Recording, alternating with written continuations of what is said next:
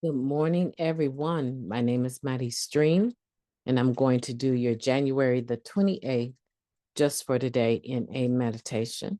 How are you doing this morning? It's about 3:52 a.m. I'm excited to spend this time with you. The title of the meditation is An Everyday Addict. We can never fully recover, no matter how long we stay clean. Basic text, page 84. After getting a little time in the program, some of us begin to think we have been cured. We've learned everything NA has to teach us. We've grown bored with the meetings, and our sponsor keeps droning the same old refrain: the steps, the steps, the steps. We decided it's time to get on with our lives, cut way back on meetings, and try to make up for the years we have lost to active addiction. We do this, however, at the peril of our recovery. Those of us who have relapsed after such an episode often try to go to as many meetings as we can. Some of us go to a meeting every day for several years. It may take that long for us to understand that we will always be addicts. We may feel well some days and sick on other days, but we are addicts every day. At any time, we are subject to delusion, denial, rationalization, justification, insanity, all the hallmarks of the typical addict's way of thinking. If we want to continue living and enjoying life without the use of drugs, we must practice an active program of recovery each day. Just for today, I am an addict every day, but today I have the choice to be a recovering addict. I will make that choice by practicing my program. Let's take a moment of silence followed by the wee version of the Serenity Prayer. Moment of silence now, please.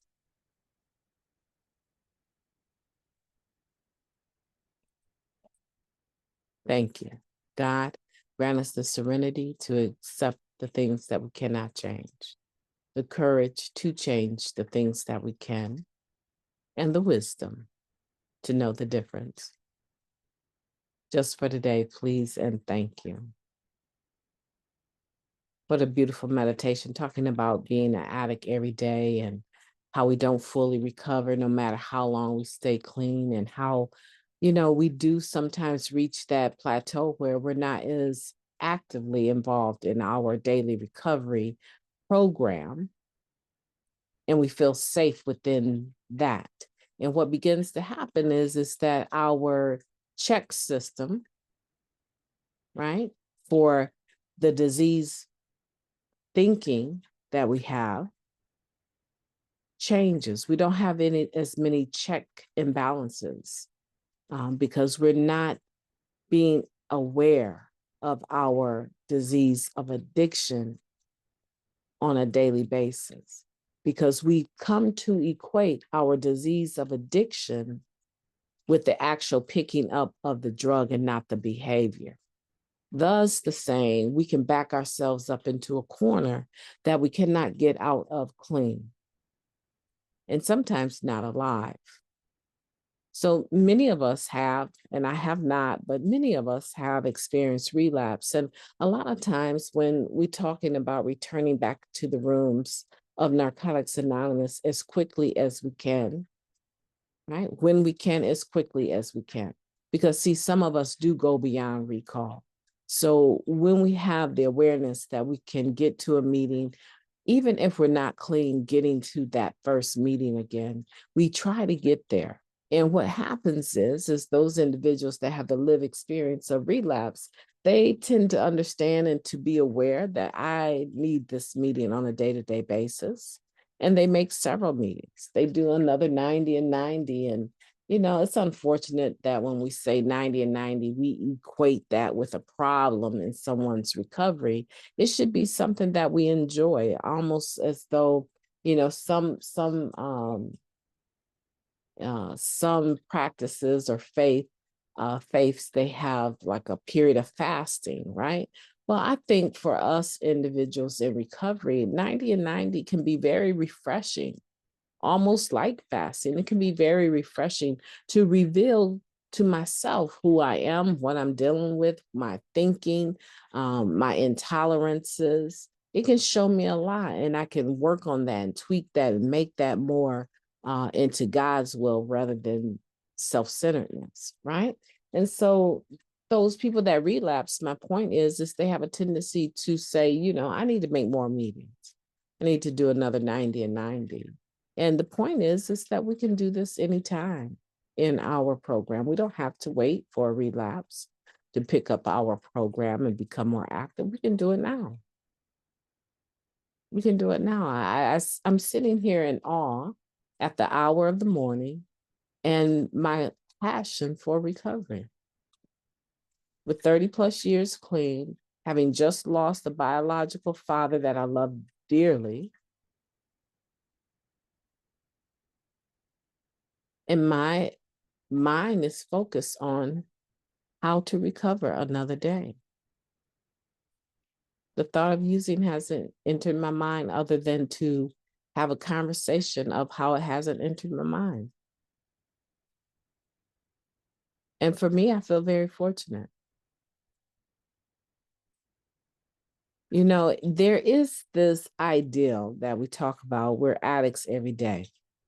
Some days we feel well and other days we feel sick. But in order for us to take our spiritual temperature, we need to have a spiritual thermometer. A lot of times our conscience is that spiritual thermometer. And a lot of times we don't allow our conscience to be refined and to be transformed into these spiritual principles that we have exposure to through the steps, through meetings, through fellowshipping with other people in recovery. A lot of times we refuse to allow our conscience to be affected by that. And as a result, the grid or the checking point for us is a lot different than it is for a lot of other people in recovery that find that they don't have as many mental and emotional and spiritual relapses, and they don't have the physical relapse of actually picking up. So if we want to be in a position where we know where we are emotionally and mentally and spiritually and physically, right? We need to make sure that our compass or our spiritual thermometer is adjusted. It's reading accurately. If it's not reading accurately, our conscience isn't reading accurately, then obviously we will find ourselves doing and saying things that we regret later. Our 10th step, probably even at that point, you're not even doing a 10th step, but our 10th step potential for one would be so long every day. We have so many prompt amends that we need to make every day. That's the harder way to go.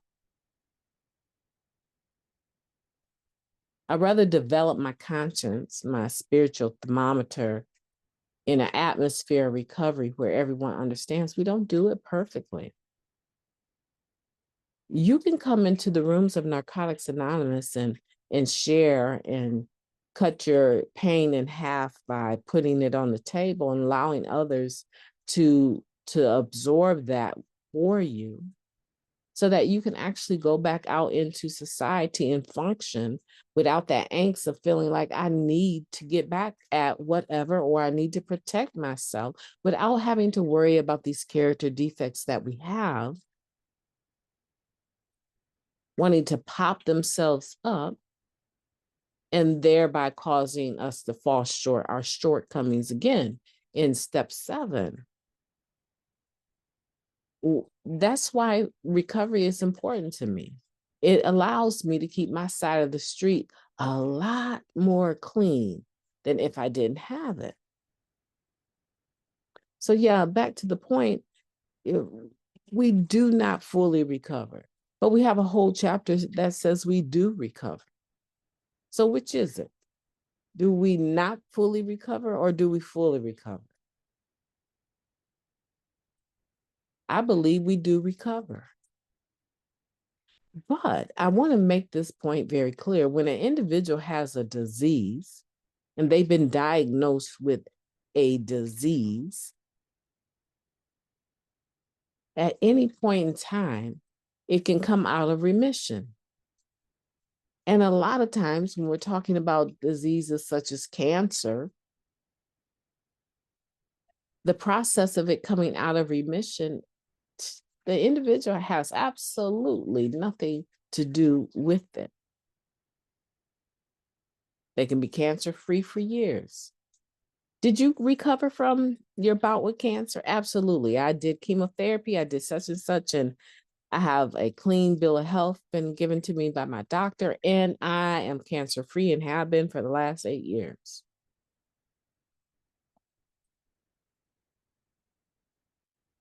And wake up the next week and find out the cancer is back.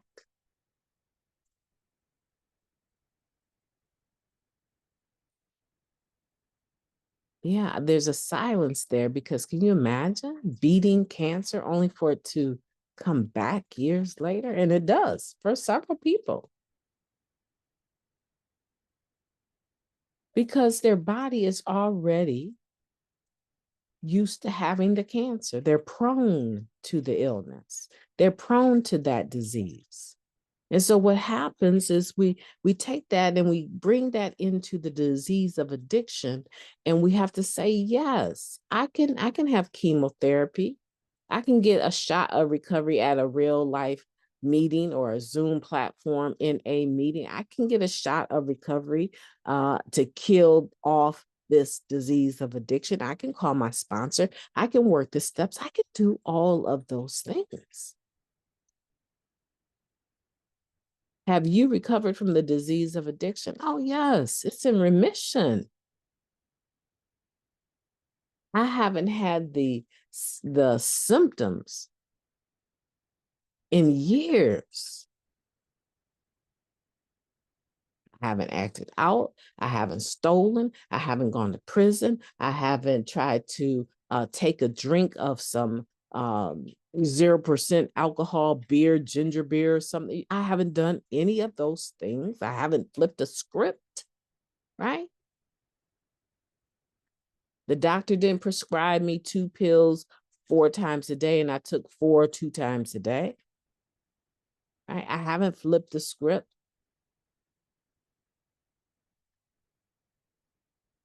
Yes.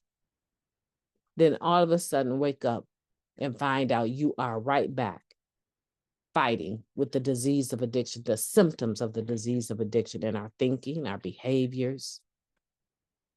What was it that you could have done different? What part did you play? In a lot of instances, we don't play a part. A lot of times life just happens. I didn't play a part with my father passing away.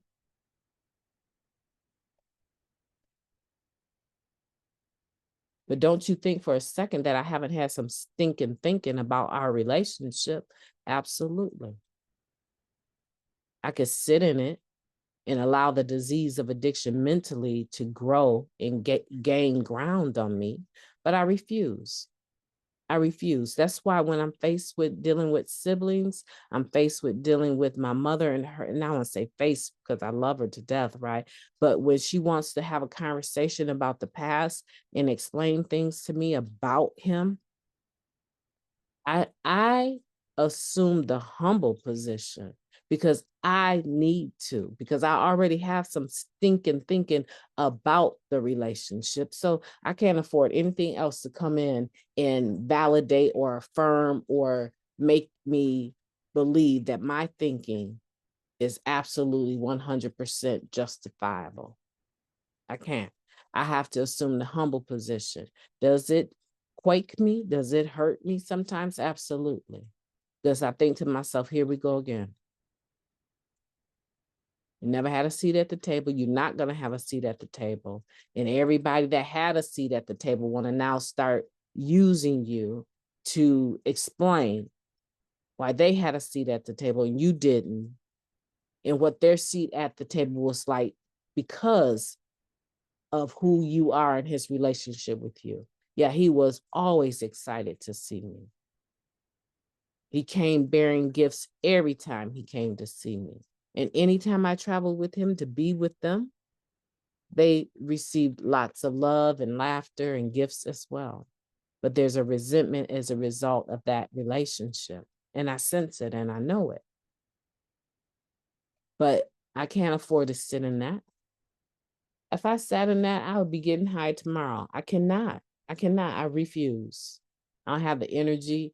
And I definitely got way too much love for you guys. I got too much love for the people in my immediate network. And I have way too much love for my family that I take care of intentionally with good love every day of my life. I'm not going to let anything like that, a death of a loved one, transform me into somebody that I've worked over 30 years to not be. How about that today? So we do recover, but we never fully recover. We do recover, but we never fully recover. No matter how long I stay clean, I cannot tell you that I don't have the disease of addiction. I don't have the symptoms of the disease of addiction. It is in remission, but don't get it twisted. At any point in time, it can come rearing its ugly head. And if I do not have a check system, it may gain ground on me. And I will look up and I will be in a corner that I cannot get out of clean and sometimes not even alive. Because when you have a mental illness, and many of us don't want to talk about that mental illness of depression and anxiety, right? So many things that we have that we deal with, but we don't want to label it. Right? We don't want to say I'm dual diagnosed. We don't want to talk about that piece. And at any point in time, when I say can back you up into a corner that you can't get out of clean and sometimes alive, a lot of times people I know have made a permanent decision, of suicide for a temporary problem because they were in a pickle mentally. And it had gotten so bad that the thought of calling another person for help was far from them. I just don't have the time and energy for that today. I don't. And I hope you don't either, because your life is worth living. Whether your disease of addiction is arrested or not, never forget that you've already had the spiritual DNA, you're already prone to active addiction. You're already prone to the disease of active addiction. You're already prone to it. You're already prone to the disease of addiction. And because of that, we don't live in fear, but we make sure that we put those check systems up, those barriers up, where we have people that we interact with, that we've given permission to speak up when they see something that's not right in our recovery. Takes a lot of humility to do that. I'm gonna tell you. I'm wearing a cape that has a capital H on the back of it because I'm very much aware that this is a season where I must remain humble. Listen, I've bent your ear long enough on this topic, but I really want to make sure that we understand that we are an everyday addict. And if we go in with it and we don't wrestle with the terminology, right? A lot of people are like, addict. I'm not getting ready to call myself an addict every day.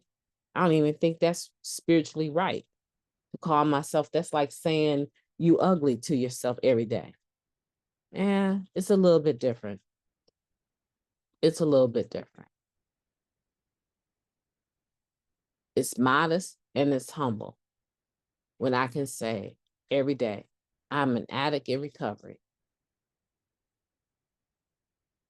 Or I can say I'm a recovering addict. Some people won't use the terminology, and because they won't have self-acceptance about who they really are, they will never be able to fully access the benefits of this program because they're still getting it twisted over terminology. Listen, I don't want that for you. I want the best for you. My name is MightyStream, and I have enjoyed talking to you, and I am going to have a beautiful day on purpose, and I know that you will too. I want you to at least try. Talk to you tomorrow.